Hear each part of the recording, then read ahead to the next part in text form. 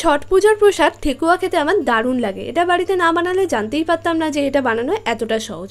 তোমাদের জন্য রইল রেসিপি। প্রথমে একটা বড় বলে নিয়ে নিয়েছি 2 কাপ আটা, 2 কাপ ময়দা, 2 কাপ সুজি, 2.5 কাপ চিনি, মৌরি আর বাদামের গুঁড়ো। বাদামগুলোকে একদম মিহি গুঁড়ো না করে একটু গোটা গোটা রেখেছি, আর চিনিও কিন্তু গোটা রাখতে হবে।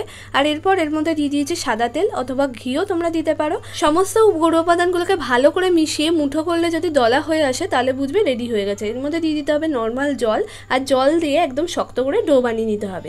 এরপর এটাকে 15 মিনিট রেস্টে রেখেছি। রেস্ট থেকে তুলে হাতে ভালো করে ঘি মাখিয়ে নিয়েছি, আর সেই ডো থেকে একটা ছোট্ট বলের মতো কেটে চামচ দিয়ে আমি এত সুন্দর সুন্দর ডিজাইন করে নিয়েছি পাতার মতো। এরপর কড়াইতে সাদা তেল আর ঘি গরম করে নিয়ে অল্প আঁচে লাল করে ভেজে নিয়েছি।